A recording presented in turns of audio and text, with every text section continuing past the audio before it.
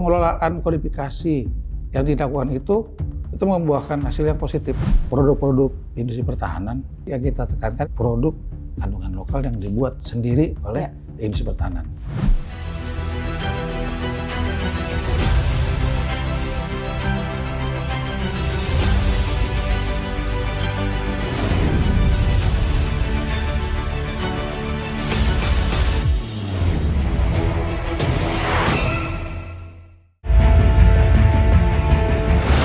Pesatnya perkembangan industri pertahanan serta diikuti tuntutan kebutuhan data identifikasi material dari pengguna di instansi pemerintah maupun swasta, utamanya dalam rangka membina logistik perbekalan, maka pemanfaatan kodifikasi material sistem NSN semakin penting karena sistem NSN dapat menyajikan informasi yang lengkap dan memadai serta diakui secara nasional maupun internasional.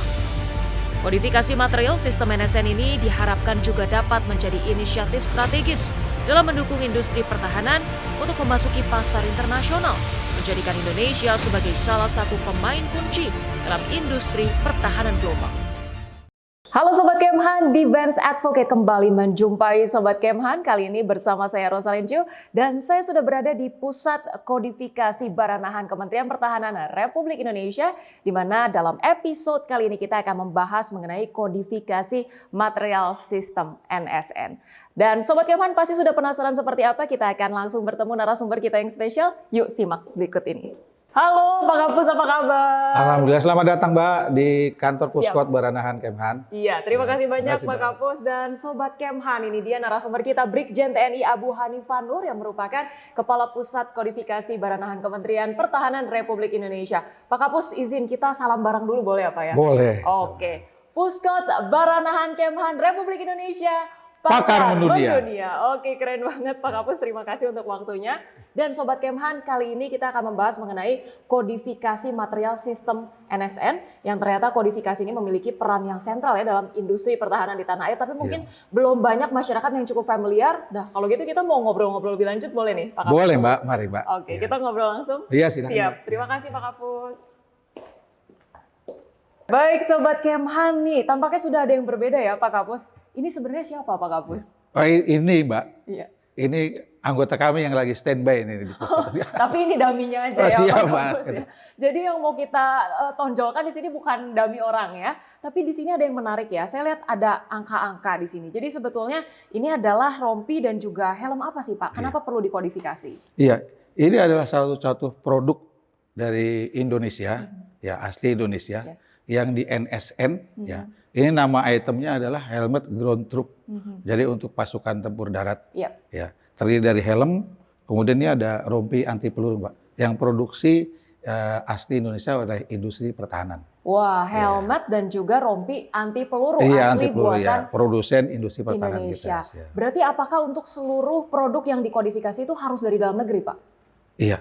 Untuk produk yang dikodifikasi, itu sebetulnya kita mengutamakan produksi in-hand ya Mbak. In-hand. Produksi ya, industri pertahanan dalam negeri yang kita kodifikasi dengan tujuan ini bisa dipasarkan di pasar internasional maupun penggunaannya untuk kelengkapan alutsista prajurit TNI baik darat, laut maupun udara. Wah, ternyata dengan produk-produk dalam negeri terkodifikasi ini membuat produk kita sebetulnya bisa meningkat ekspornya juga ya Pak ya, ke pasar internasional. Iya. Wah, semakin menarik sekali karena saya dengar atau saya riset juga Pak dari NSN ini, ternyata kita punya sistem itu terintegrasi dengan NATO Codification System ya Pak ya. Ini semakin menarik, saya ingin bahas lebih lanjut nih bersama Pak Kapus, boleh Pak? Boleh itu. Lebih bagus kita bicara di dalam Pak, biar lebih santai. Supaya kita duduk santai juga ya Pak ya. Baik, terima kasih Pak Kapus. Baik, Sobat Kemhan, masih di official podcast dari Kementerian Pertahanan Defense Advocate. Pak Kapus, tadi kita kan udah lihat-lihat nih Pak, ada helm, ada rompi anti peluru, tapi saya percaya banyak sekali produk alutsista buatan dalam negeri kita kan Pak, yang sebetulnya sudah terkodifikasi. Sebetulnya Pak, tadi Pak Kapus kita sempat ngobrol soal NSN atau nomor sediaan nasional ya Pak ya. NSN itu apa sih Pak, dan kodifikasi itu kenapa penting Pak? Iya, sebelum saya menjawab apa itu NSN itu, kodifikasi saya perlu menjelaskan organisasi Puskot Baranahan Kemhan ini, Mbak. Jadi sesuai dengan Permenhan nomor 14 tahun 2019, gitu ya, Puskot Baranahan Kemhan ini merupakan salah satu satuan pelaksana dari Baranahan Kemhan yang mempunyai tugas melaksanakan pembinaan dan administrasi kodifikasi material pertahanan. Dalam pelaksanaan tugas sehari-hari, kami dibantu oleh 3 kepala bidang, masing-masing kepala bidang perencanaan administrasi kodifikasi, kemudian kepala bidang operasional kodifikasi, dan kepala bidang dukungan teknis kodifikasi. Yeah. Nah, itu dalam kegiatan sehari sesuai dengan struktur. Nah, kemudian apa itu kodifikasi dan mengapa menjadi penting gitu ya? Kodifikasi itu adalah sistem baku yang dibentuk untuk membentuk bahasa perbekalan tunggal dalam mengidentifikasi, kemudian mengklasifikasi, memberikan nomor, mencatat nomor pabrikan, serta untuk memelihara data material terkini sebagai kelengkapan manajemen logistik. Sedangkan nomor sediaan nasional itu adalah kode material 13 digit numerik yang bersifat unik, terdiri atas grup, kelas, dan kode negara, serta nomor identifikasi atau nomor urut pencatatan yang ditetapkan oleh National Codification Bureau atau NCB Indonesia, dalam hal ini Pusat Kodifikasi. Nah, tadi Pak Kapus sempat sebutkan gitu ya, kita itu sebagai Puskot Baranahan Kemhan RI sudah ditetapkan sebagai Biro Kodifikasi Nasional. Ini sebetulnya per kapan Pak, dan beroperasi secara maksimal sejak kapan sih Pak? Oke Pak, jadi untuk kulihat sejarah Puskot sebagai NCB itu kita lihat dari tahun 98. Di tahun 98 itu kita terbentuk menjadi Pusat Katalogisasi Departemen Pertahanan melalui SKEP Menhan tanggal 7 Desember tahun 1998. Itulah terbentuk susunan organisasi dan tata kerja Pusat Katalogisasi Departemen Pertahanan. Kemudian di tahun 2004 kita resmi menjadi anggota Tier 1. Ya. Di situ kita sebagai pengguna. Ya. Kemudian di tanggal 22 November 2018, Puskot resmi ditetapkan menjadi anggota Tier 2. Wow. Artinya kita mempunyai kewenangan untuk menetapkan NSN produk industri pertahanan di Indonesia. Wah, berarti suatu capaian yang membanggakan ya Pak ya, di tahun 2018 kita dijadikan anggota Tier 2 yang bukan hanya menjadi pengguna, tapi juga kita punya kewenangan untuk membentuk NSN itu sendiri ya Pak ya. Nah, tadi kalau bicara soal NSN Pak, sebetulnya seberapa NSN ini berguna untuk mendukung industri pertahanan? Nah, tadi kalau ada rompi, helm peluru yang terkodifikasi, seluas apa sih Pak produk-produk dalam negeri yang terkodifikasi? Iya. Untuk produksi industri pertahanan dalam negeri yang terkodifikasi, gitu ya, ini kita berusaha untuk setiap tahun nih Pak, kita melaksanakan kegiatan sosialisasi. Kemudian kita mempedomani rangkaian kegiatan kontrak pengadaan gitu. Nah, dari situ kita menindaklanjuti ya, karena sesuai dengan Permenhan nomor 4 tahun 2014 itu sudah ada ketentuannya bahwasanya industri pertahanan yang terikat kontrak itu wajib melaksanakan kegiatan kodifikasi di pusat kodifikasi. Iya. Nah, itu untuk kegiatan kita di pusat kodifikasi ya. Iya. Baik, nah kemudian untuk sistem kodifikasi sendiri ini kan tidak semerta-merta kemudian bisa didirikan sendiri ya Pak ya. Kita ternyata terintegrasi dengan sistem ataupun NATO Codification System atau yang kita sebut dengan NCS ya Pak ya.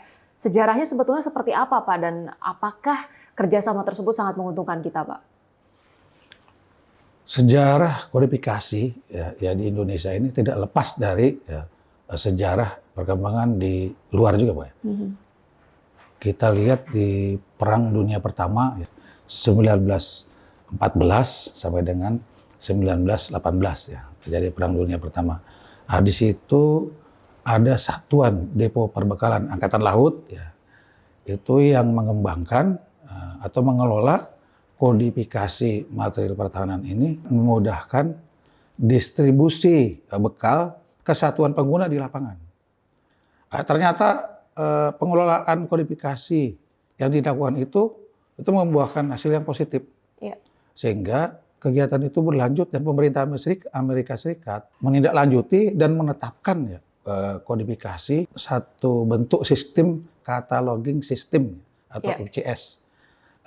yang terdiri dari 11 digit angka dan berlaku untuk darat, angkatan laut, kemudian angkatan udara, termasuk pemerintahan sipil. Itu yang diberlakukan di Amerika. Itu untuk penggunaan kodifikasi material yang 11 digit. Ya. Nah, kemudian di tahun 1954, ya, anggota-anggota NATO yang tergabung, gitu ya, itu juga menggunakan sistem kodifikasi yang berbasis dari kodifikasinya Amerika. Ya. Jadi hanya dari 11 digit menjadi 13 digit. Ya. Jadi kalau lihat dari jumlah negara NATO yang ikut ya dalam kodifikasi material ini, itu ada 65 negara. Ya. 30 negara intinya NATO, kemudian negara-negara sponsor tier 1 dan tier 2. Tier 2 itu ada 18 negara, kemudian tier 1 ada 16 negara. Kemudian kita juga baru kemarin nih, kurang lebih 3 minggu lalu, melaksanakan evaluasi para direktur INCIBI di Luxembourg. Nah, untuk kita ya kegiatan kodifikasi ini, karena kita memang dari tahun 60-an sampai dengan saat ini gitu, masih banyak membeli alutsista dari luar negeri, terutama dari Amerika maupun negara-negara NATO, sehingga kita juga harus bisa gitu mengikut sertakan tergabung dalam kodifikasi NATO agar kita mempermudah nanti pada saat kita membutuhkan ya bekal-bekal material pertahanan. Di tahun 98 tadi saya bilang Pak, kita baru bentuk kategorisasi Dephan. Kemudian tahun 2004 kita masuk dalam tier 1. Dan tahun 2014 kita masuk dalam tier 2 sehingga kita punya kewenangan untuk menentukan NSN. Jadi sebetulnya kodifikasi ini ada dua fungsi penggunaan. Satu untuk satuan tempur di lapangan atau pengguna. Yang kedua kita juga membantu industri pertahanan. Karena dengan penentuan NSN ini secara nggak langsung kita membantu industri pertahanan untuk memasarkan produknya gitu ya, masuk dalam pasar internasional. Kira-kira itu Pak. NSN ya tadi ya, ada dua fungsi utama yaitu membantu satuan operasional militer kita di lapangan, tapi juga kemudian mendorong produk-produk dari dalam negeri atau alutsista kita untuk kemudian tembus pasar internasional ya Pak ya. Betul. Nah tadi bicara mengenai integrasi kita dengan NATO Codification System Pak. Sebetulnya kan negara-negara lain di luar negara-negara yang tergabung dalam NATO ini sendiri kan memiliki codification systemnya masing-masing ya. Ada Russia Codification System, bahkan kabarnya China dan Jepang juga memiliki codification system sendiri. Sebetulnya apakah karena sejarah Pak kita terintegrasi dengan NATO Codification System atau gimana nih Pak? Ya kalau untuk kita ya Pak, untuk kita. Nah, sebetulnya kita bisa juga kerjasama dengan di luar negara-negara NATO itu. Mungkin dengan Cina atau dengan Rusia. Hanya ini kan sistem NCS ini, itu memang udah di lingkup NATO-nya. Nah, kebetulan produk-produk kita, sejarahnya gitu ya, berdasarkan kebutuhan kita membeli dari negara-negara NATO, sehingga kita masuk di itemnya NCS-nya NATO. Nah, kalaupun nanti kita ada kerjasama dengan negara lain, itu memungkinkan juga. Nah, dengan negara NATO kita dalam bentuk ini NSN. Mungkin dari negara dikerjasama dengan negara lain, mungkin dalam bentuk kodifikasi yang lain gitu. Nah, gitu, Pak. Nah, Pak Kapus kemudian untuk mendapatkan NSN, Pak, sebetulnya siapa saja sih pengguna dari NSN? Apakah hanya yang berkaitan dengan industri pertahanan, kemudian hanya ke institusi pemerintah atau juga bahkan swasta nih, Pak Kapus? Iya. Kita di Permenhan nomor 4 tahun 2014 itu sasaran kodifikasi sudah ada. Pertama alutsista, non alutsista. Kedua juga barang-barang milik negara maupun BUMS yang mendukung industri pertahanan. Nah, kemudian ada barang-barang perbekalan daerah yang mendukung industri pertahanan. Nah, jadi memungkinkan gitu ya, Mbak ya. Di Indonesia ini baik Inhan yang masuk dalam BUMN maupun di BUMS, badan milik swasta. Baik, tapi berarti seluruhnya ini berkaitan dengan industri pertahanan ya Pak ya? Betul. Ketika bicara mengenai industri di perusahaan swasta Pak, sejauh apa Pak kerjasamanya sudah banyak terjalin atau gimana nih Pak? Pelayanan kodifikasi antara BUMN dan BUMS itu sama. Selama produsen industri pertahanan, pihak swasta ada keterikatan kontrak dengan Kemhan, maka pelayanan kodifikasinya sama. Hanya ini saya sampaikan bahwasannya di Kementerian Pertahanan untuk pembinaan produsen industri pertahanan, baik yang pemerintah maupun yang swasta, ini pembinaannya ada di Dirjen Pothan. Berarti persyaratannya apa ya untuk kemudian tembus dalam NSN sendiri? Ini kan pasti ada karakteristik atau kategori tertentu ya Pak ya. Biasanya apakah dilihat dari tingkat kandungan dalam negerinya atau seperti apa sih Pak daya saing produk-produk kita yang kalau Bapak bandingkan mungkin secara sistem kodifikasi di NATO ini sudah cukup unggul atau belum Pak? Kalau untuk produk-produk industri pertahanan, justru yang kita tekankan ini kan Pak, produk kandungan lokal yang dibuat sendiri oleh industri pertahanan. Nah, kalau produk-produknya itu tidak dari kita gitu, itu juga tidak bisa kita masuk di NSN. Contoh gini, ada barang mungkin yang beli dari luar gitu ya, terus dia mengaku itu produknya kita, itu tidak akan bisa Pak. Wow. Karena kita melalui proses seleksi yang ketat gitu, validasi tuh. Nanti ketika kita kirim gitu ya, itu nanti akan di-delete gitu. Jadi memang produk-produk Inhan ini asli mandiri produk Indonesia. Gitu. Sehingga nanti mereka akan daftar di Puskot gitu ya, untuk pemberian nomor NSN-nya, kita proses. Nah, pemproses itu kan nanti kan ada jaringan kita ya, dari kita Indonesia, kemudian ke NSPA, kemudian sampai di publish lagi. Nah, itu akan terlihat barang asli buatan Indonesia atau barangnya itu hanya barang luar tapi menggunakan nama kita. Nah, jadi itu kita pedomani. Wah, berarti itu tadi ya Pak ya, langsung terdeteksi ya, dia tingkat kandungan dalam negerinya itu real atau tidak. Nah, tapi bicara mengenai proses untuk mendapatkan NSN sendiri Pak, secara keseluruhan menurut Bapak sulit atau enggak sih Pak sebetulnya? Proses pengurusan NSN di Pusat Kodifikasi Baranahan Kemhan ini itu sangat mudah Pak.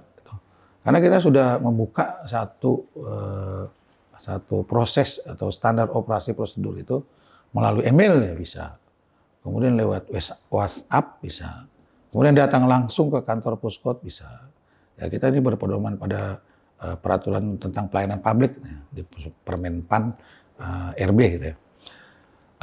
Bila datang ke kantor Puskot, ya, kita memang sudah menyiapkan prosedur. Pertama ada pos layanan. Ya. Di sana kita ada siapkan personil, kemudian mengisi buku tamu. Nah, kepentingannya apa? Nah, mereka wajib untuk mengisi. Setelah itu diarahkan sama petugas layanan ini ke ruang tunggu layanan.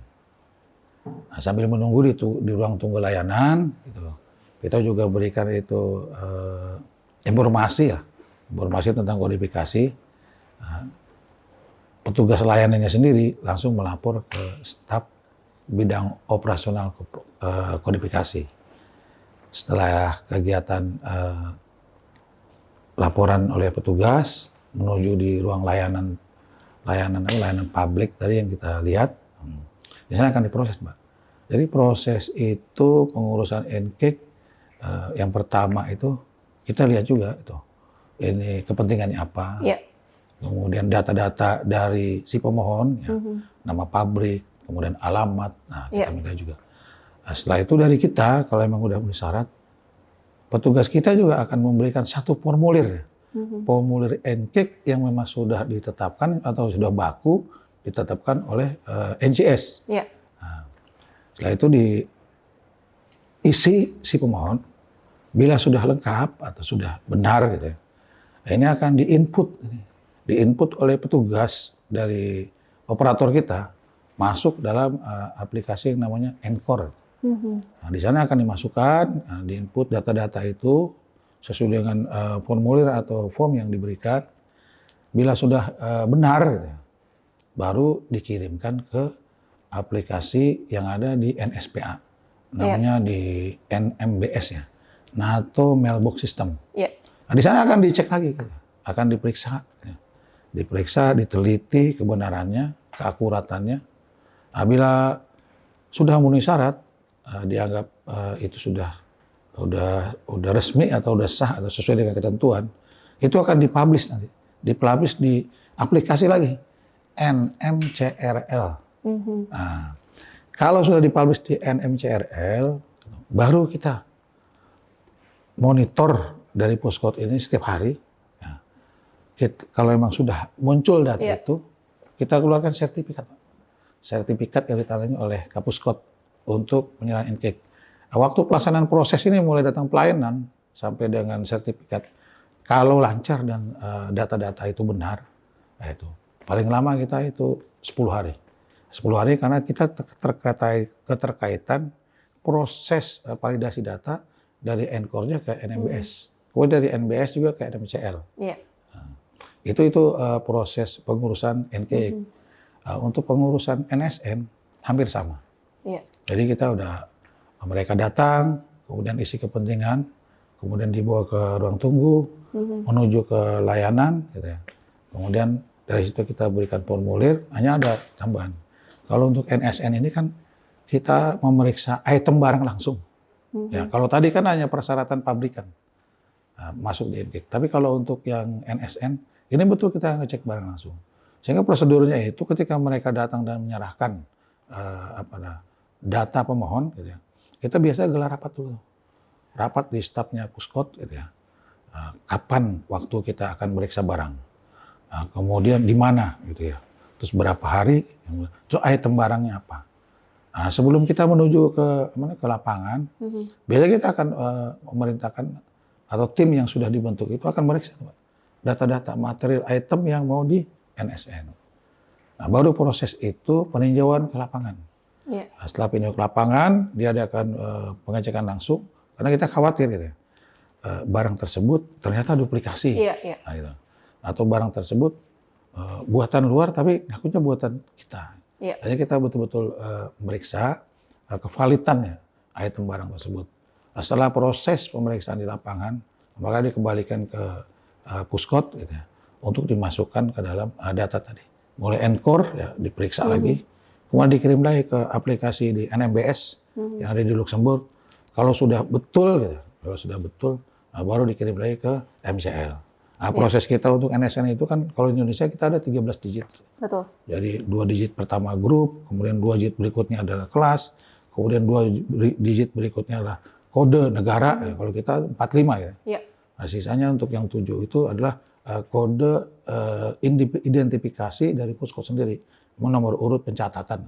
Nah, itu kalau itu udah memenuhi syarat, kemudian diterima di pihak NSPA, kemudian dipublish, baru kita juga bisa melihat bahwasannya ini udah resmi diterima, kita keluarkan sertifikat NSN itu. Kita serahkan ke produsen, Inhan, biasa di tempat kita nih, Mbak, melalui penandatanganan secara formal ya, dari produsen dengan Kapuskot. Iya.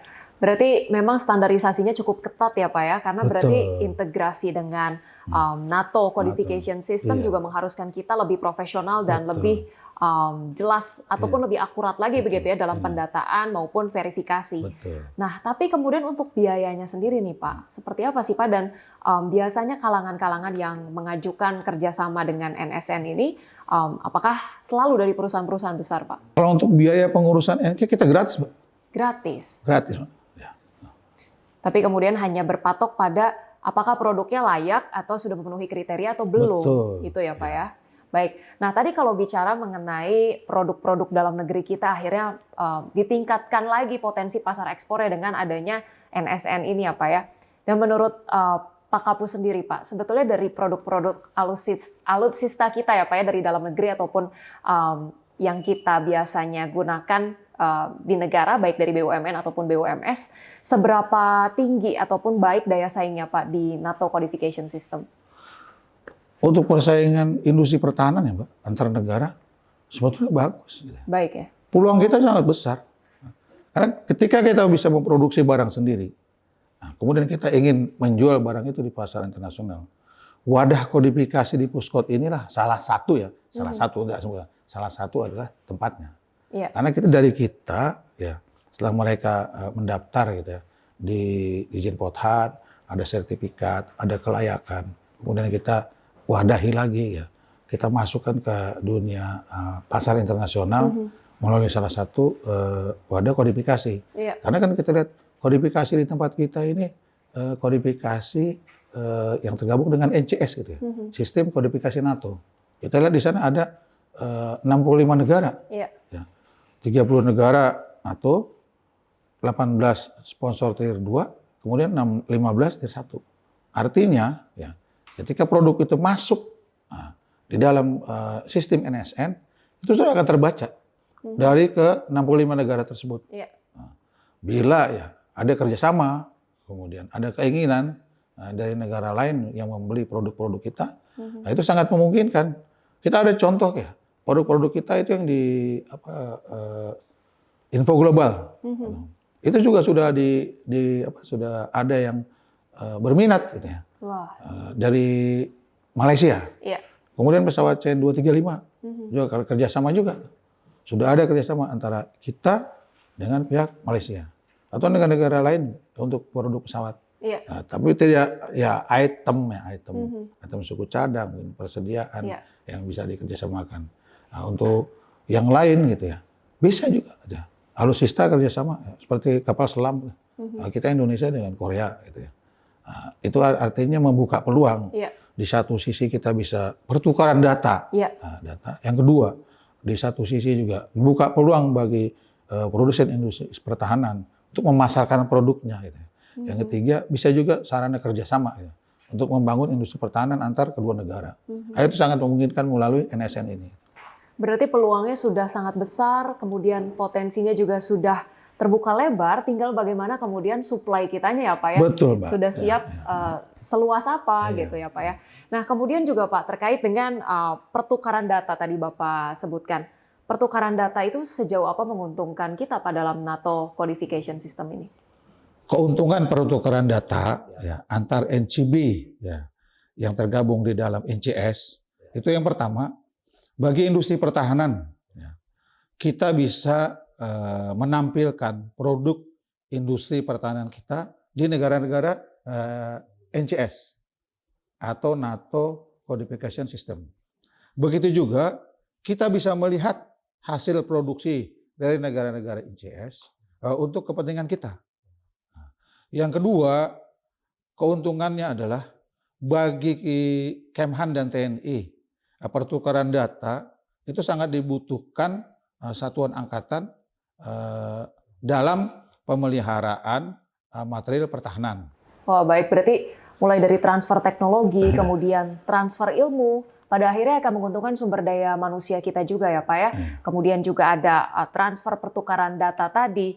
Nah tapi kemudian terkait dengan sekarang ya Pak ya, tantangan yang dihadapi oleh kodifikasi dibandingkan dengan mungkin dari awal Perang Dunia I juga sudah digunakan lah ya sistem kodifikasi ini. Kemudian kita mendapatkan bironya sendiri ini di tahun 2018 dan sekarang perkembangan digital semakin pesat Pak. Pak Kapus melihat hal ini sebagai tantangan atau justru sebagai peluang kita nih Pak? Ya di satu sisi ada tantangan Pak ya. Kita perlu meningkatkan SDM kita mengikuti perkembangan teknologi gitu kan. Ya, karena aplikasi-aplikasi kan sekarang ini terbaru gitu ya. Nah, kita berarti personil kita juga harus lebih kita tingkatkan gitu ya. Kalau untuk peluang jelas, ya. Dengan sistem teknologi yang terbaru, saya yakin akan memudahkan bagaimana proses bisnis ya, di satu satuan gitu ya, seperti kayak Puskot ini. Kita berhubungan dengan negara-negara luar di NCS gitu, yang sangat jauh gitu. Tapi dengan adanya proses perkembangan IT ini, karena kita sekejap saja mungkin udah bisa data itu bisa kita tukar, saling tukar informasi. Ya. Kemudian untuk meningkatkan atau mengefektifkan kinerja Puskot sendiri. Iya, baik. Berarti kemudian Pak terkait dengan codification system ini sendiri Pak, terkait keamanannya nih Pak, apakah kemudian ada ancaman-ancaman tertentu Pak terkait dengan cyber security-nya misalnya Pak? Ada, ya. Untuk kita keamanan cyber security, karena kita kan tergabungnya di NSPA, tentu mereka juga sudah menjalankan perangkat gitu ya. Perangkat untuk antisipasi jangan sampai produk itu bisa keluar atau bisa digunakan orang lain. Saya kira langkah-langkah itu ada Pak ya, di tempat kita. Nah, di kita juga sudah ada ketentuan gitu, khusus untuk Puskot gitu ya. Mana yang perlu di-publish, mana yang perlu dirahasiakan, data-data itu. Jadi aturan itu saya kira ada, ya, dan kita mempedomani itu tentang keamanan cyber. Iya.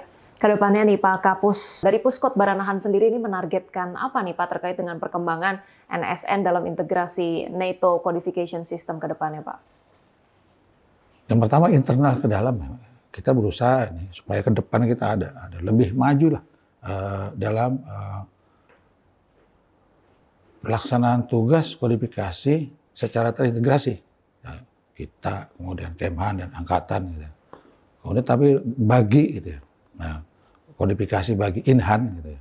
Nah, kita berharap produsen Inhan lebih banyak meningkatkan produknya dalam negeri sehingga kita juga bisa membantu memasarkan di pasar internasional dan tentunya kan untuk keuntungan negara juga.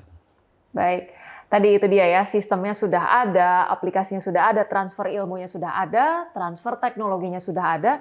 Tinggal bagaimana kemudian antar lintas unit gitu ya Pak ya bisa berkontribusi lebih maksimal lagi, bisa terintegrasi lebih maksimal agar kemudian tidak sistemnya saja yang maksimal tapi juga bagaimana produksinya pun kuat dan bisa semakin meningkatkan daya saingnya ya Pak ya. Terakhir mungkin pesan terakhir nih Pak untuk mungkin internal dari Puskot bagaimana nih Pak agar dapat memaksimalkan kinerjanya lagi Pak. Ya. Untuk meningkatkan kinerja Puskot ya Pak, di internal kita berusaha itu dengan segala upaya lah. Pertama, ya, kita berusaha untuk meningkatkan sumber daya manusia dulu di Puskot. Yang kedua, mungkin sarana prasarana ya, Mbak. Karena untuk perkembangan situasi saat ini kan IT-nya juga sudah setiap tahun mungkin berubah terus. Nah, kita juga bisa menyesuaikan. Yang ketiga, Puskot sangat berharap gitu ya. Kegiatan-kegiatan kita ini kan manfaatnya hanya bukan buat di Kemhan, tapi Kemhan dan TNI. Hingga ada integrasi gitu, dari masing-masing angkatan Mabes TNI dengan kita jadi satu wadah sehingga memudahkan kita dalam manage data-data logistik perbekalan gitu ya. Terus kalau untuk kepentingan di industri pertahanan kita ya berharap peluang atau aturan sesuai dengan Permenhan nomor 4 tahun 2014 itu sudah ada. Artinya masing-masing produsen industri pertahanan wajib melaksanakan kodifikasi di satuan Puskot. Itu udah ada ketentuan.